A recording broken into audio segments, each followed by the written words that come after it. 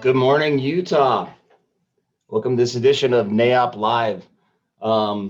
We've got a big discussion today centered around this pending development that has a lot of interest in the community for a lot of reasons and an even bigger geographic and economic implication. It's fair to say that this is, this is bigly. And so wanted to welcome everybody to this conversation. We're really excited to get going, but before we turn to that, a couple of logistical and housekeeping notes that we want to make sure we get out of the way. If you're tuned in to learn more about what to expect about this redevelopment at the state prison site, you've come to the right place. However, if you've tuned in for any sort of court order community service, probationary reasons, or just to contact somebody currently residing at the existing facility, you've probably come to the wrong place. So we'll give you guys a few minutes to exit stage right.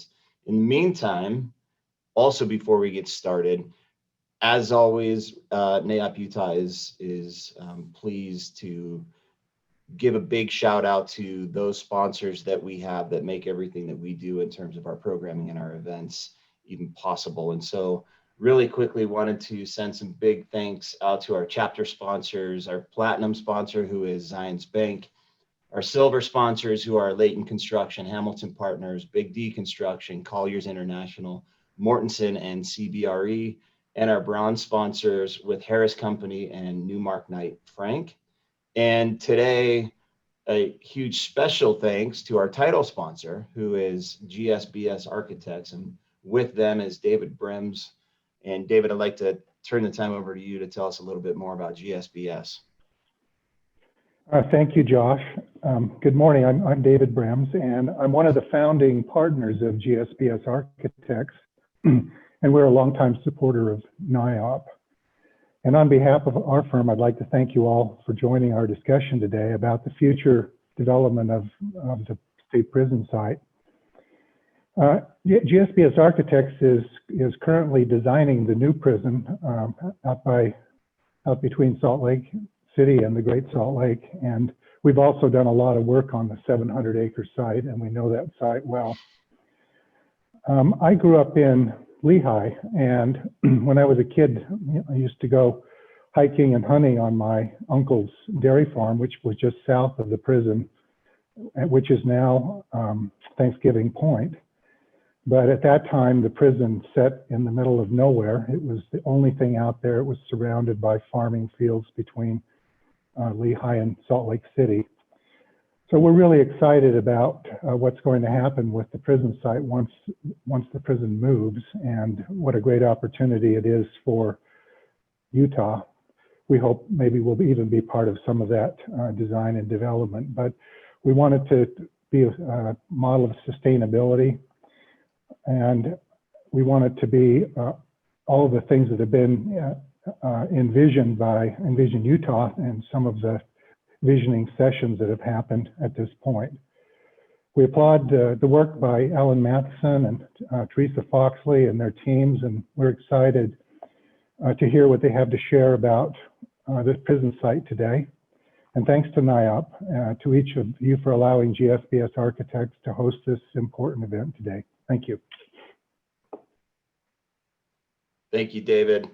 Thanks also to GSBS, and again, all of our chapter sponsors. We couldn't do any of what we do without you. A couple more quick logistical notes. Remember, everybody that's tuning in, this is meant to be as interactive as possible.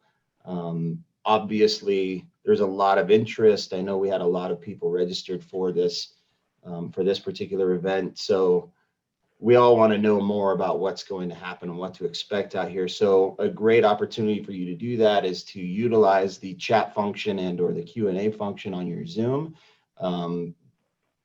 We're going to try our best to answer as many of those as possible, but probably in some sort of a first come, first serve basis. So the sooner you get your questions in, I think the sooner we can queue those up for Alan and for Theresa. So make sure that you're utilizing those functions. And again, for any of the sleuths in the audience, pay particular attention to today's presentation and today's discussion to see if you can locate what is this month's Easter egg. If you do, reach out to either myself or Lindsay Cleverly to find out what your reward is. So with that, and for your viewing pleasure, let's take a quick journey into what we've all already learned and what we've talked about for a long time, but many of us really don't understand yet, and that is the point. Lindsay?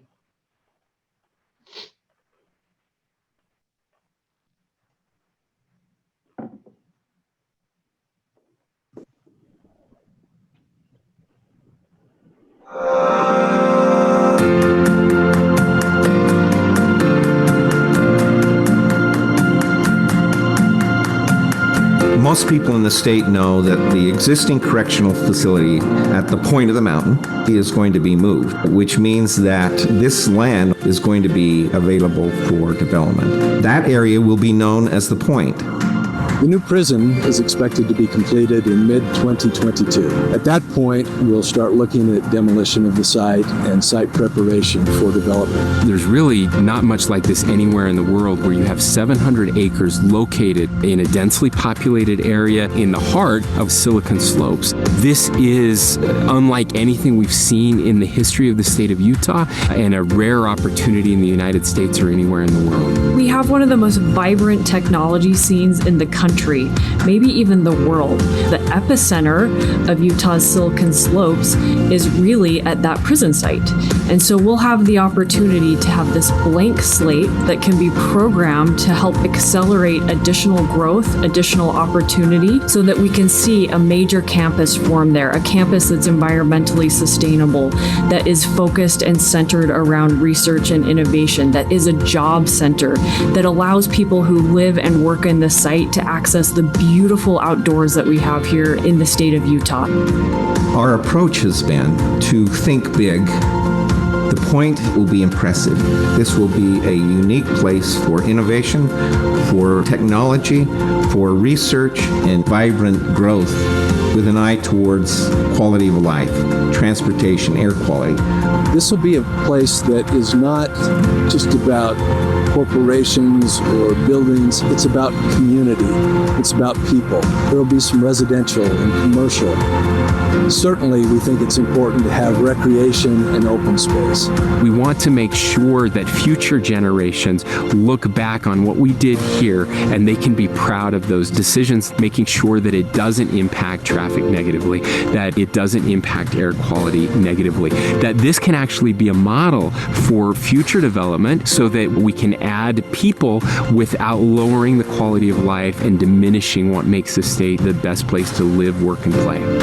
The reality is that we're not going to be able to stop growth, but we can grow in ways that preserve what we value most. That's our commitment at this site. The people of Utah want this to be a very sustainable development that draws on the best technology. It could be a showcase piece for our entire country. It will create new educational opportunities, new employment opportunities, and it will only enhance the quality of life here. We don't have a plan for this site yet. We want it to be open to the public so they can see what we're doing and have input into the process. Tell us what works, what doesn't, how we can improve it. The dream is that this will be something that is unique and something that every Utahn can be proud of. We would rather be right than fast on this project. The citizens are part of this decision-making process. It's not just the governor or the legislature. It really is everyone working together to make this the best project it can possibly be, to show the world that that entrepreneurial spirit of Utah, people coming together, still exists, and it's something we're very proud of and can't wait to complete.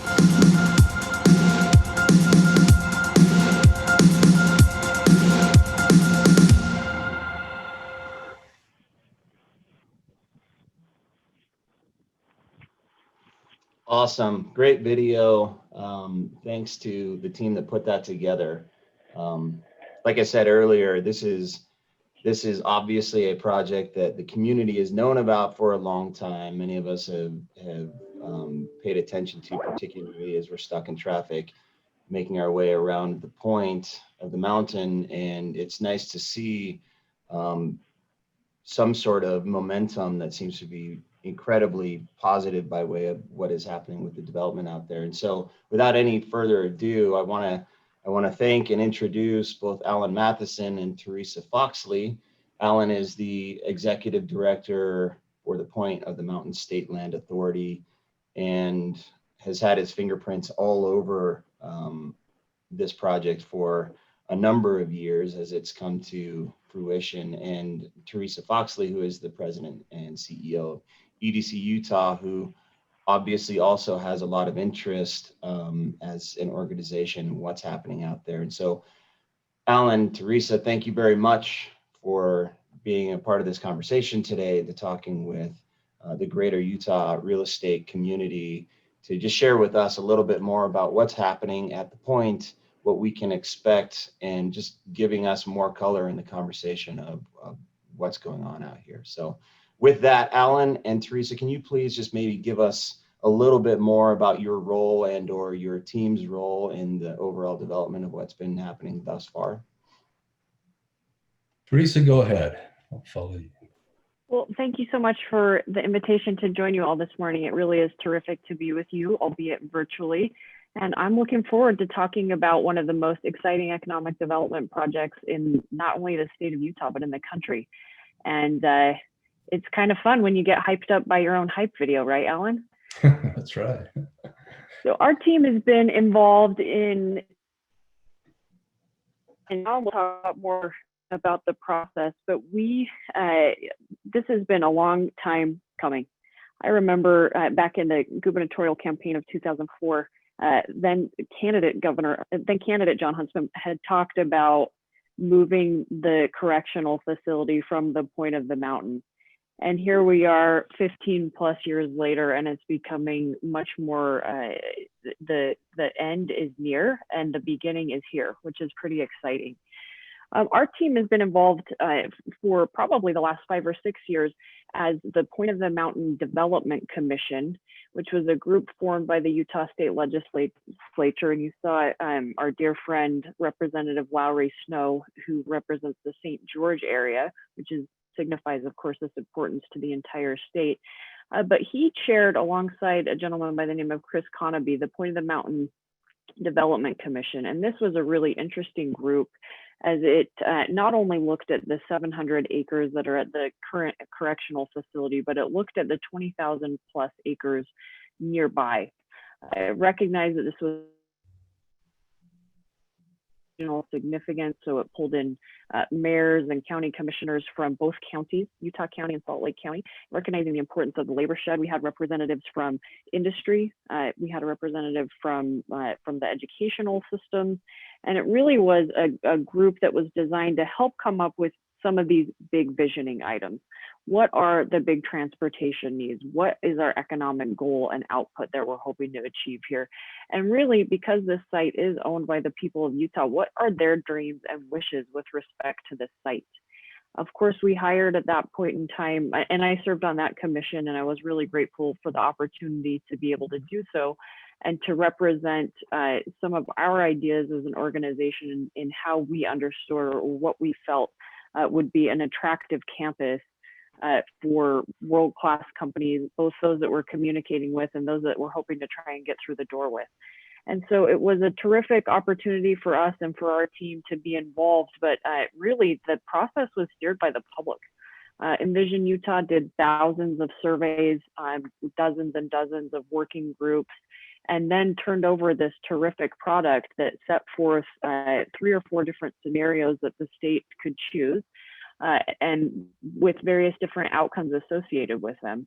And that's when Alan stepped into the scene. And so Alan, why don't I turn it over to you, and maybe I would just tee up that that big visioning process is that board still exists, the Point of the Mountain Development Commission, but the now making sure that that vision becomes a reality, and that the physical space at the Point of the Mountain enables that vision is really what Alan's doing. And it's been so terrific to be able to work on a few committees with him. So Alan, you want to take it from here?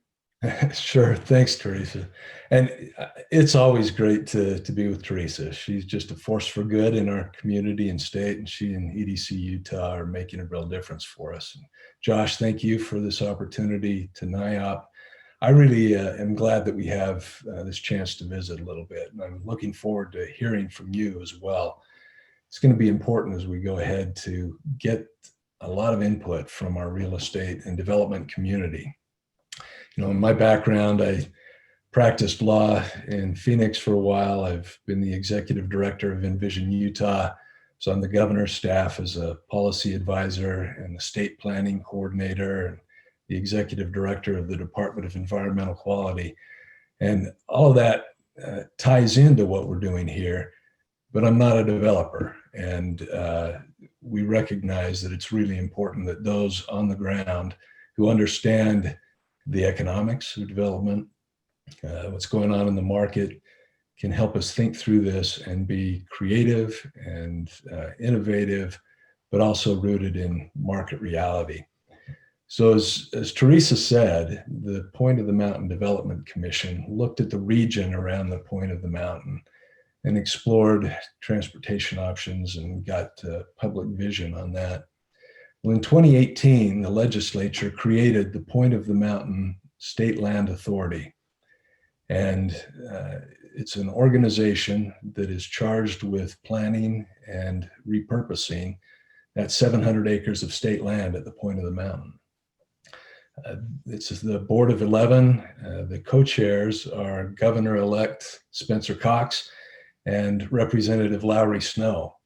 And I think it's important to know why you've got a legislator from the St. George area serving on a board overseeing development in along the Wasatch Front.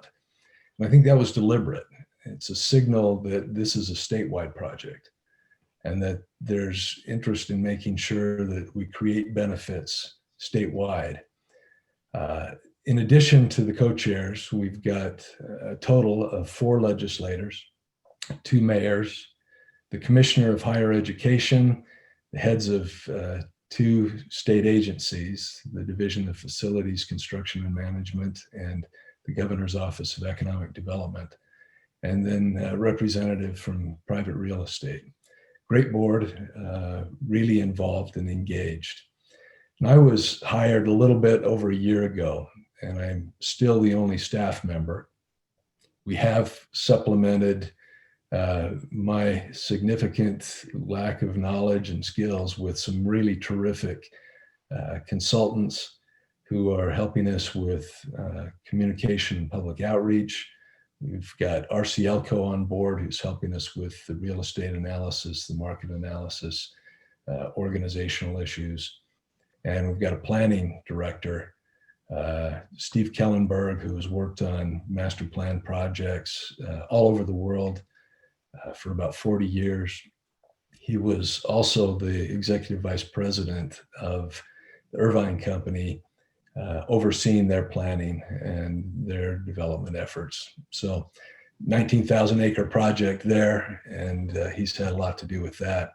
So we've been underway, really going strong over the last several months, and feel like we've got one of the great opportunities we've seen in the state. And you know, some have said maybe one of the best opportunities in the country. I'll just share quickly a little anecdote. And I guess it was probably in December or January before the pandemic hit. EDCU had some site selectors in town, and a couple of them came by to look at the point.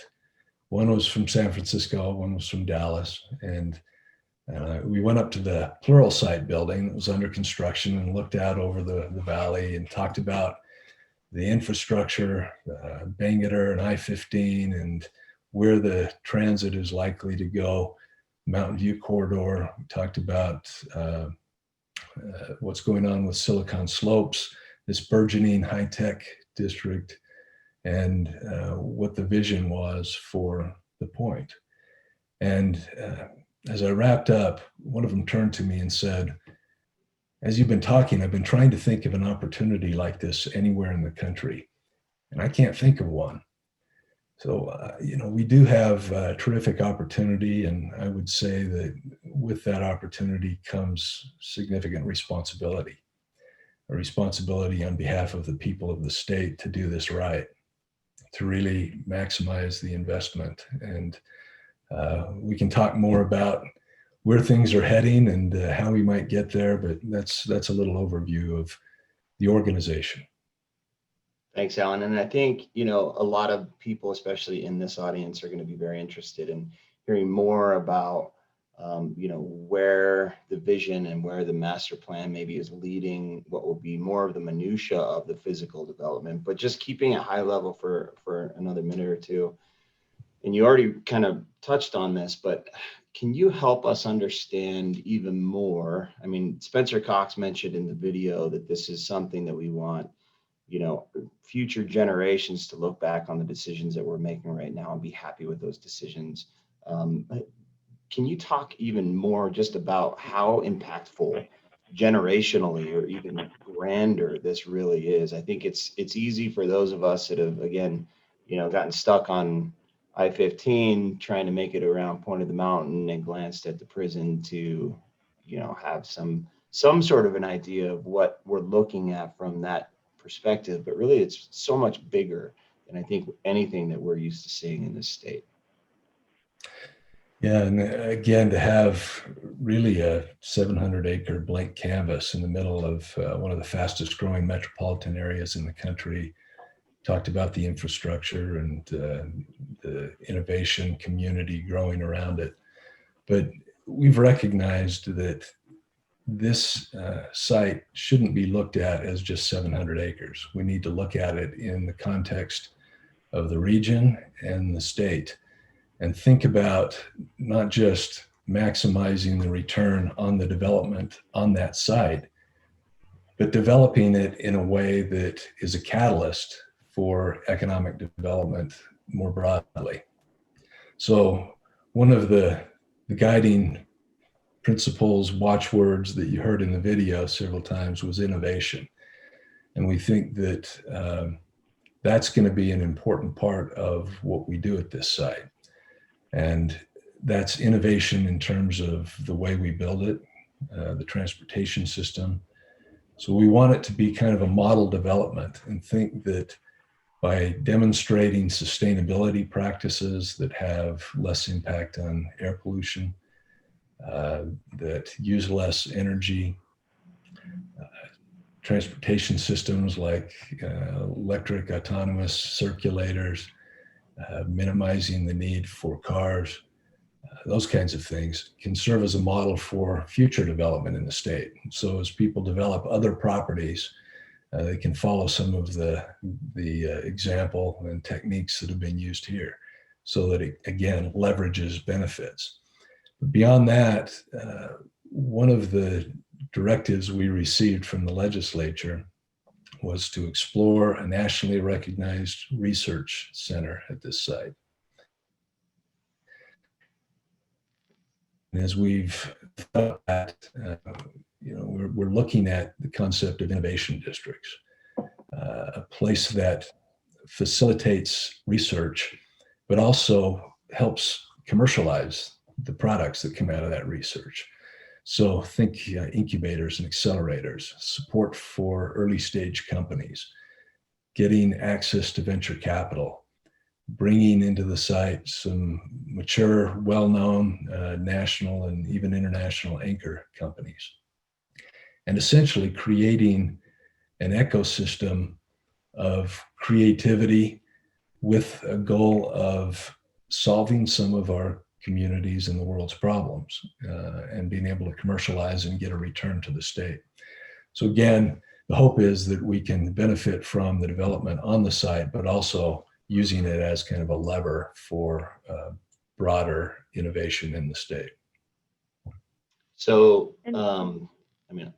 innovation is obviously going to be one of the, if not the largest buzzword, I think, associated with what's happening out there. And that's where all of our interests in our heads want to go. But before we continue down that path, can you tell us a little bit more about where we're coming from and what's been, just the genesis of this conversation that Theresa mentioned, Huntsman talked about earlier. And Theresa, by the way, feel free to jump in if you can add some color to this conversation as well. But just help us as an audience understand what has been this overall, again, genesis of the conversation from what was a prison site to what can become this innovational,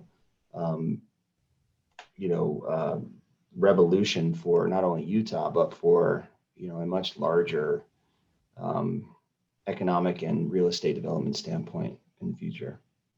And maybe I can walk through a timeline a little bit. And as Theresa mentioned, this concept of moving the prison and developing this area has been around for some time, 15 to 20 years. And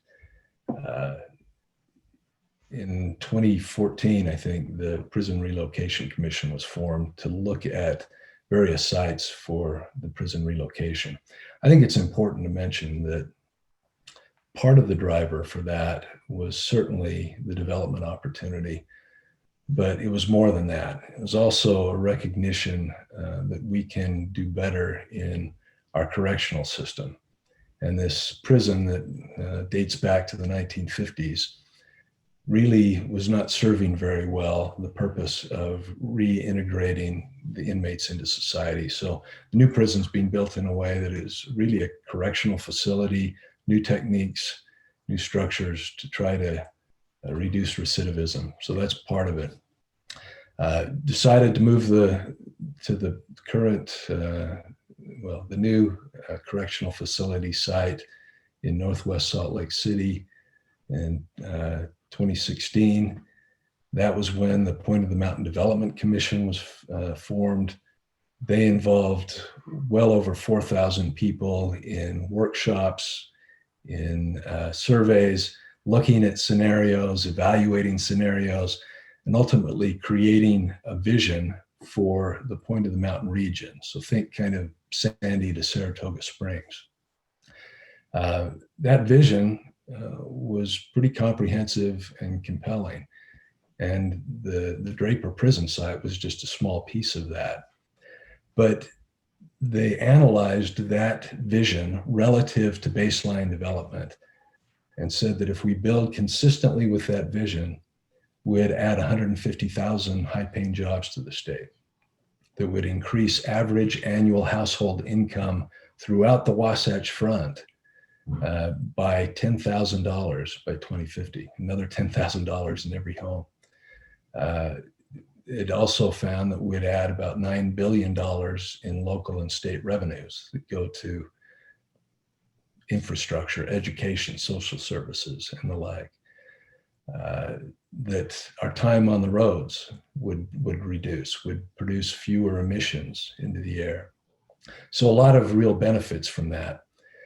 That was the groundwork for creation of the Point of the Mountain State Land Authority that I mentioned. And all of that input from the public and the concepts that came from that public were translated into legislation. And I think this is a valuable point. The legislation that creates the Point of the Mountain State Land Authority directs us to do a number of things, all of them coming from public input.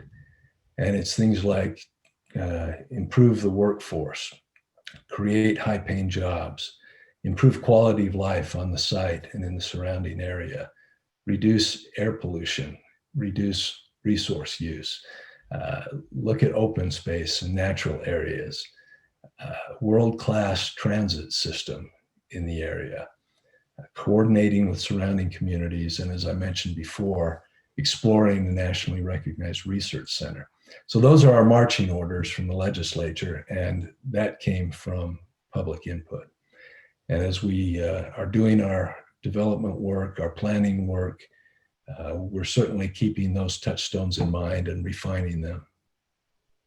This is actually an important point I intended to get to, but since you brought it up, NAIOP, as we've discussed, is an organization that represents what are the professional real estate industry people here in Utah. And so So that's everybody from bankers to brokers to developers to builders to architects and anybody who touches real estate really in this state.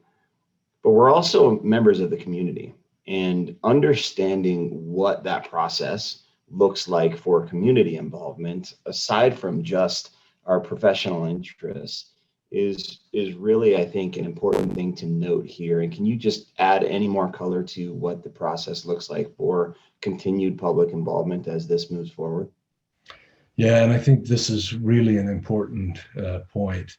First of all, the fact that this is state-owned land means that every resident of the state is an owner. And so we've got a responsibility to provide a return to everybody, and that's an economic return. It's also a quality of life return. So we're looking at the payoff more broadly than just bottom line, although that's certainly very important.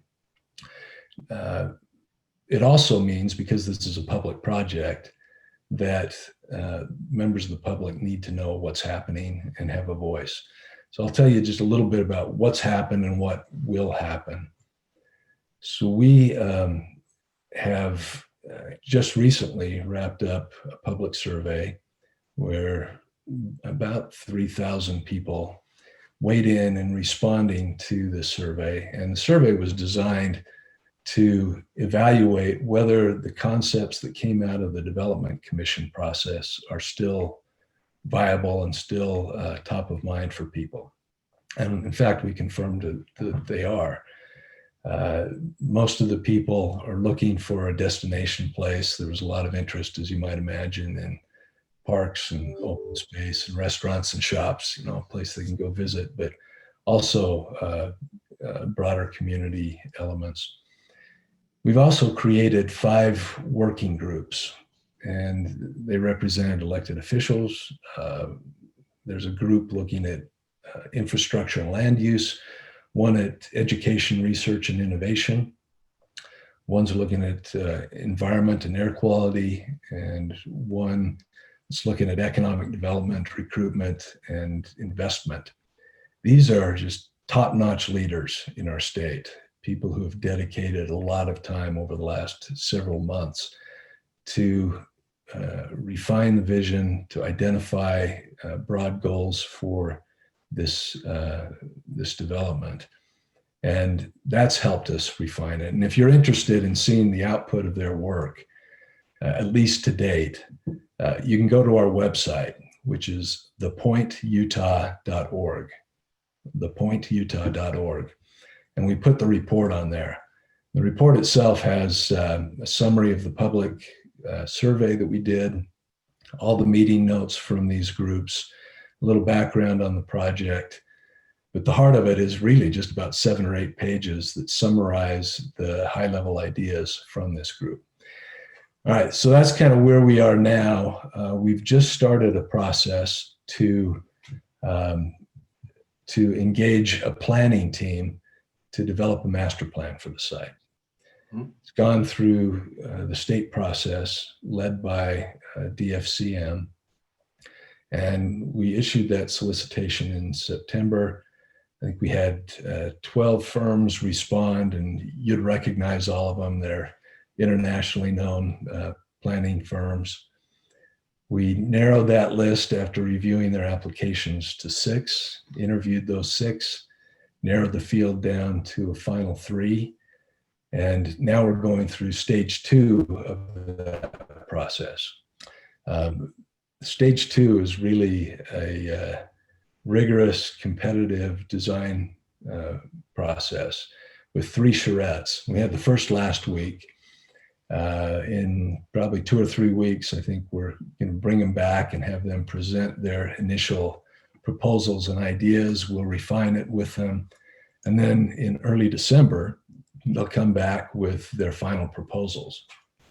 We'll select that planning team, get them engaged by the end of the calendar year, and have them get started on master planning first thing in 2021, with the goal of having a framework master plan in place by the end of June next summer.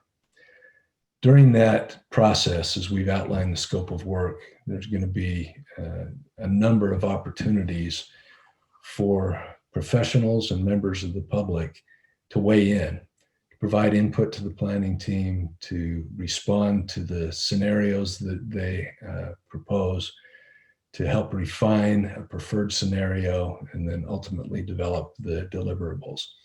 So we expect significant input throughout that process. As I said right at the beginning, NAIOP, you represent those that are in the trenches, know this business better than anyone. We actively want your input and we'll be seeking it. Excellent. Well, okay. A couple of things. First of all, thanks for that answer. I actually have a list of questions. You just answered like half a dozen of them in one answer. So, I'm going to keep you on your toes and take it back out of, some of the minutia and the details of how we can be involved. We'll come back to that, but talk to us a little bit more about just the grander vision of what is going to happen here. And when we talk about innovation, what does that look like, right? Like there are a number of different ways, technologically speaking, economically speaking, environmentally speaking, that really speak to what is innovation in today's day and age, especially as it relates to real estate. So help us understand where your heads are at in relation to that. Yeah, and that's like most of my answers, I could go on and on. So I'll try to keep it a little shorter, but some of the ideas that we've received from our working groups are, number one, it's important to have great placemaking. And I'll just say, when you're talking about an innovation district, every community, every major metropolitan area in the world is talking about having one. There's some groups that have really researched what are the keys to success. And it's like the Brookings Institute and the Global Institute of Innovation Districts and others. And there seem to be some keys. And I think the general philosophy is that you want to attract the best talent and create opportunities for that talent to interact and be creative. So there are a few keys to that. One is placemaking. You got to have a place that people want to be. So we certainly want a community that has gathering places, restaurants, entertainment district, welcoming green spaces where employees would want to go at lunch, where people would want to visit. We want a great transportation system. So we're actively working with UTA right now on a preferred local alternative to bring transit through this site and down into Utah County. Active transportation is going to be a big deal. So connecting some of the regional trails, think connecting Bonneville Shoreline Trail to the Jordan River Parkway, way for people to access those regional trails through the site. Sustainability is a big deal. If you're trying to recruit these days the best innovation companies, whether it's biotech or high tech or cybersecurity or AI or whatever it might be, they're really interested in sustainability. So that's not just a directive from the legislature to look at it, but it's a market imperative. So we'll be looking at building standards and energy standards, maybe even a place that's net zero ready, so that we can meet the expectations of the kinds of companies that we're trying to recruit. The other thing that you need in an innovation district is resources.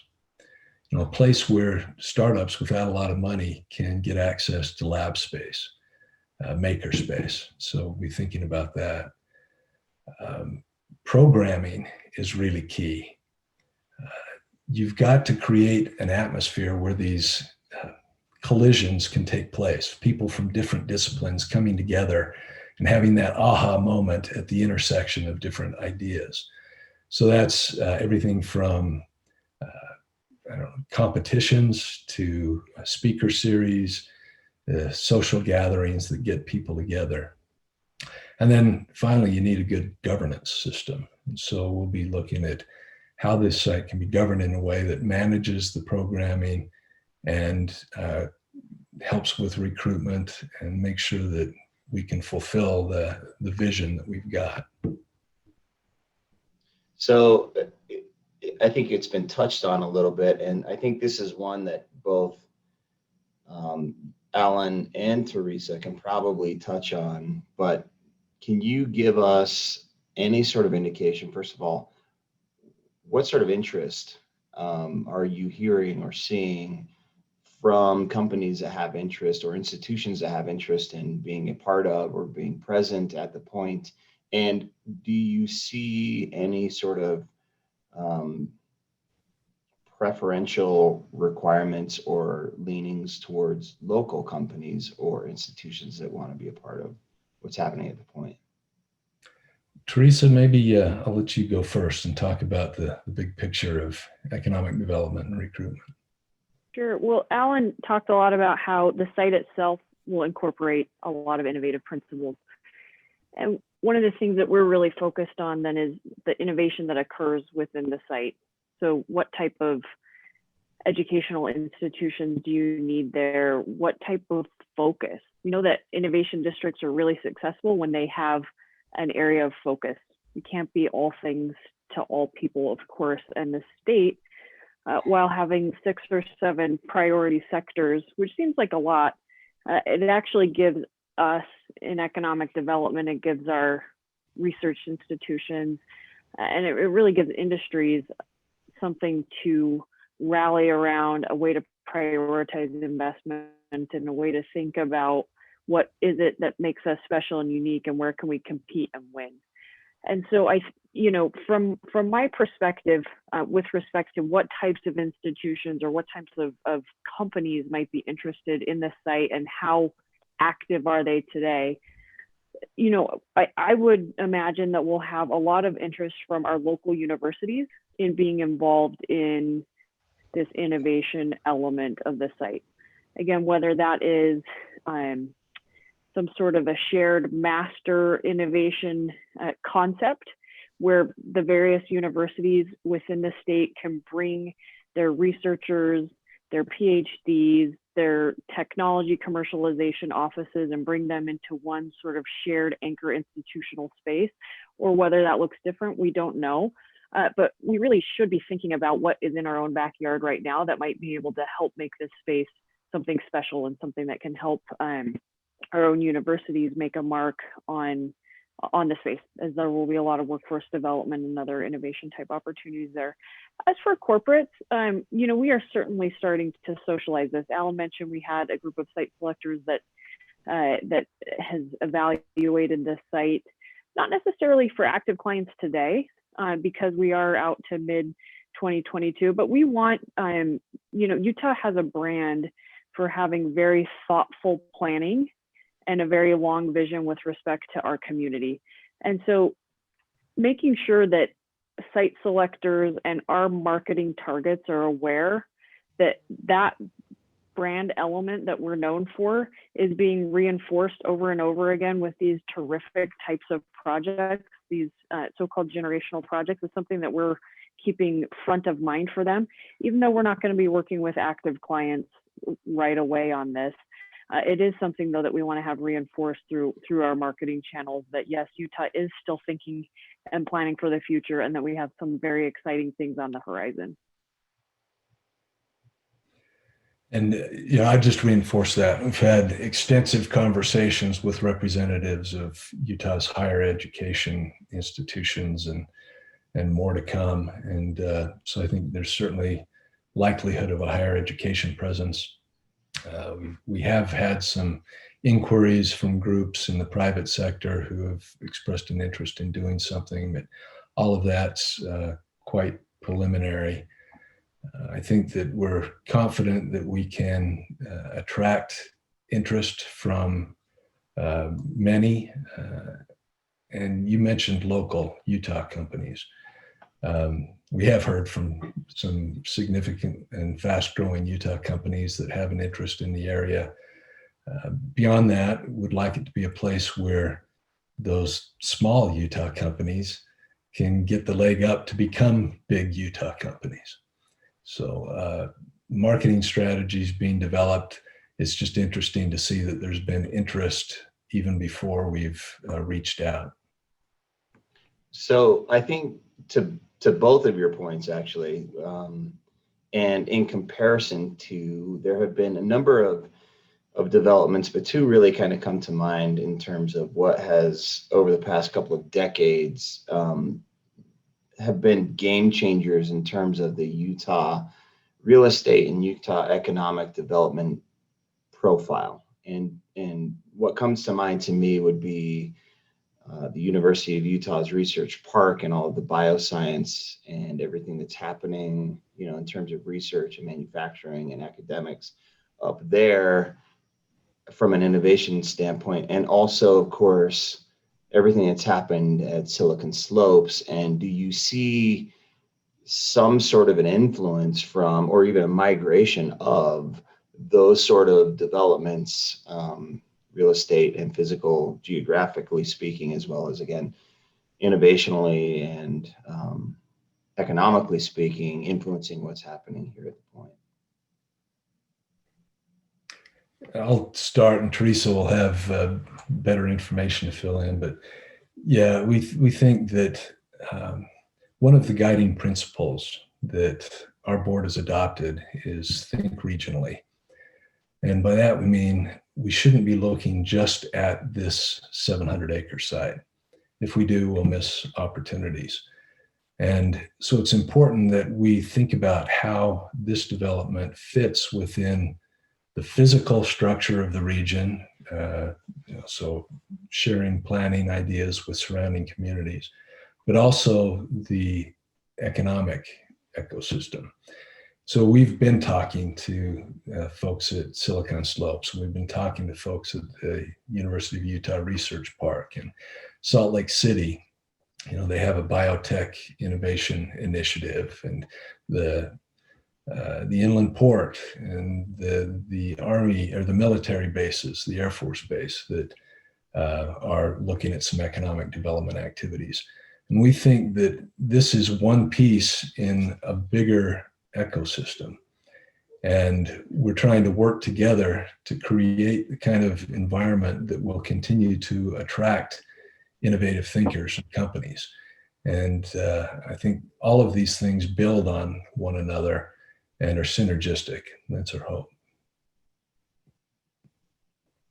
I think Alan said it well. I'm just going to do a +1 and an exclamation point. Well played. Okay, that's fair. That's fair. And I think, as we're talking about this, there are a number of questions that are coming in from the audience, and I would echo some of these, that this is, meaning the point, is really kind of, to use your phrase, Theresa, an exclamation point on what are a number of kind of generational projects that we're seeing right now. And Alan, you mentioned the inland port. We've talked about Research Park, of course, Silicon Slopes, and there are others.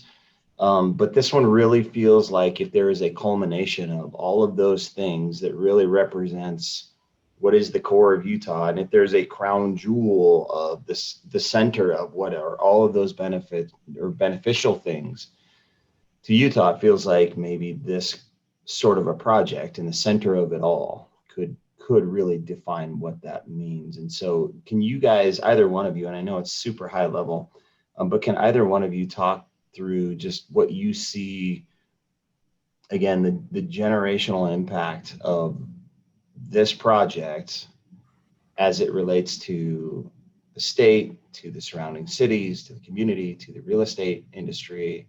Just give us an impression of your thoughts on that. Theresa, you want to start? Sure. Well, it was touched on in the hype video, and Alan has mentioned it a couple of times, but we as a state enjoy some of the best quality of life in the country. I think every last one of us probably enjoys peeling out to go for a hike or mountain bike ride, or I'm super excited to get my 4-year-old up on skis this year. We enjoy this fantastic ability to have great jobs, and NAIOP has some individuals who are absolute pros who can do what they do anywhere else in the country. And so this combination of great quality of life mixed with excellent professional and economic opportunities. And there is this growing sense though in our community that is under threat, that our quality of life is under threat. And people tie that, of course, to maybe three things that I think about a lot, but poor air quality, increased cost of housing, and decreased mobility. So what used to take 20 minutes now takes maybe 25 or something of that sort. So I think what Alan mentioned earlier and what was mentioned in the hype video is if this development can solve some of those issues and not add to them, while at the same time increasing Utah's earning potential while maintaining that quality of life, this is a huge success. And to me, that's where the opportunity really lays, is in solving existing problems, but taking our economic potential to the next level. And that's, to me, what is so exciting about this, because I believe it can actually happen. I should probably say +1 exclamation point to that. Well, I think Theresa made an important point, and I mentioned that we had done a public survey recently and got the results back a week or two ago. We did have an opportunity for people to respond to open-ended, no questions, but just provide their input. And there were 800 comments. I read them all. It's very clear to me that there's concern in our community about growth. And we heard over and over again, no high density housing, don't bring in more people, make this a big park, open space. So I think we have a difficult task, and we need to meet this goal of generating economic activity and creating a place that spurs our economy so that our kids and grandkids can have world-class careers right here in Utah without having to move somewhere else for that. But at the same time, do it in a way that doesn't feed into legitimate fears people have of losing what we value about this amazing place. That's going to take a lot of analysis. It's going to take a lot of creativity. It's going to take a lot of collaboration. Sure. A couple of things that both of you have touched on, and there are questions coming in that I want to make sure we at least reference at some point, is this idea of the environmental impact of this entire development, which is still in early visioning stages. But how much of a role does the air quality, the traffic impact, how much does the environmental sustainable impact really influence what is going to be this overall development from a master and from an earlier visioning standpoint? It's significant. And I just say, number one, because the legislature directed us to. Number two, it's the right thing to do for our community to address those growth challenges and fears that I mentioned. And three, well, I've worked on air quality in Utah for a number of years, and we've made real progress. We've reduced our overall emissions, and we see that trend continuing for a few more years, but eventually growth kind of turns that around unless we do more. Vehicle emissions are going down, building emissions are going up as we grow.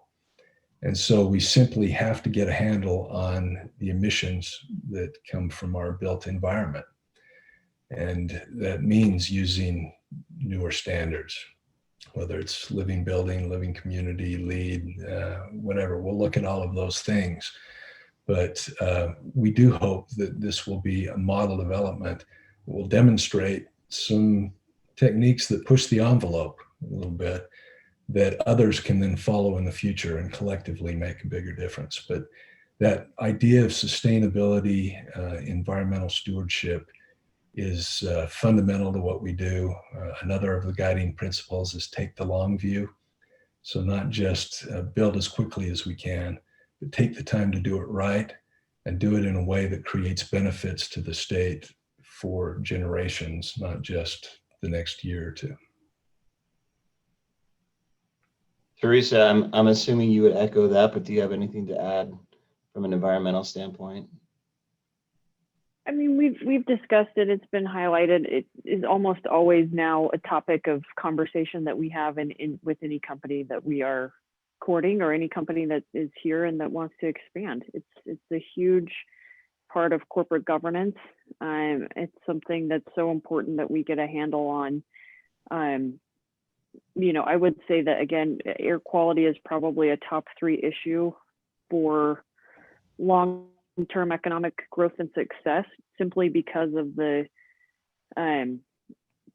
talent is mobile, and that's been proven out by the COVID-19 pandemic in a way that we had never imagined before. And so there are certain issues that if we don't get a handle on, we will absolutely be less competitive on as a state and as a community, and that is one of them. So a couple of questions, but we are running up on time, so I want to make them as quick as possible. You just touched on it, Theresa. We can't really, in today's day and age, go without having some sort of a quick conversation about the impacts of COVID and what that looks like. Do we feel like that's, is that something that, as we're, making these considerations, looking at these master development partners, is that impacting where the direction of this development wants to go, or do we feel like it's less of a long-term impact and so not as ultimately impactful for the real estate? I just say the short answer is yes, we're absolutely considering it. We've got RCLCO and others looking at impacts, and you've all been involved in the conversations about what it means. You hear different things. So I guess we'd just say, yes, it's having an impact now, and yes, it will have a longer term impact. And we need to continue to try to understand that better. I mentioned that we're developing a framework master plan. So this isn't going to be building by building. We recognize that things are going to change over time.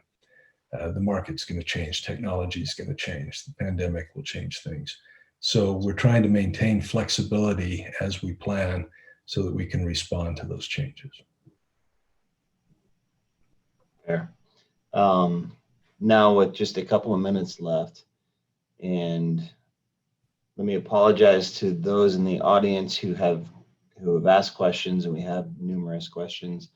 If we don't get to those, I would hope that maybe through our resources, through Alan's resources at the Point, through Theresa's resources at EDCUtah, some of your questions could be answered. And Theresa and Alan, please, if you have any more direction that we can give to people for further questions, let us know what those are. But the last question I would have for you guys is, again, as an industry and as NAIOP Utah representing what are the professional Utah real estate organizations, how can we be involved and or support and or influence what you see happening at the Point over the next couple of years? Well, first of all, as I said before, absolutely welcome the input, because there are a lot of expectations out there, a lot of different views about what this ought to be. We want to plan something that is cutting edge, that's inspiring, that's iconic, but we don't want to plan the Emerald City that can never be built and succeed. So we think all of you can help us make sure that this is grounded in reality, help us figure out how we can push the envelope while still succeeding in the market. And I'd probably turn the question around a little bit and say, I'm interested in your thoughts on how you can be involved and what you can bring to the table. We're going to have formal public processes. We're going to have our planning consultants reach out to the development community and other communities to get input early in the process. So I'd say, keep your eyes open. Go to the website. You'll learn a little bit more. Again, thepointutah.org. You're free to call me, and you can go to info@thepointutah.org, and all of that information comes to me. I'm happy to stay involved in the conversation, but we need you. Excellent, thank you. Theresa, did you have any final thoughts on involvement from the real estate community with this development? Well, I think the real estate community is going to have some very important expertise to share, and you heard it from the horse's mouth on how you share it. So I'm excited to see your membership at NAIOP get a little bit more involved in this. Awesome. Well, again, I just want to thank both of you for your time today, for your interest in this overall development, and for just your involvement from a grand scale into what is going to be, we believe, a generational development that's going to impact all of us from a variety of different aspects. So for those of you tuning in, please pay attention. There will be a link shared within the next couple of days for a recording of today's discussion, as well as some further information and links to where you can find more information about the point from the state, from EDCUtah, from NAIOP Utah. We'll have a variety of sources of information. I do apologize for those of you who asked questions that we weren't able to get to, but I especially thank you for being engaged, for being interested in what's happening, and for tuning in today to hear more from Theresa and from Alan. And hopefully we can all continue to show positive support for the growth and development of the state, and understand more about what we can do as an industry to support what you guys are doing for this development. So thank you, Theresa. Thank you, Alan. It was great to talk to you, and look forward to saying more about what happens with the point. Thank you. Thanks, Josh. This was great. Thanks, guys. Always fun to be with Alan. Thanks.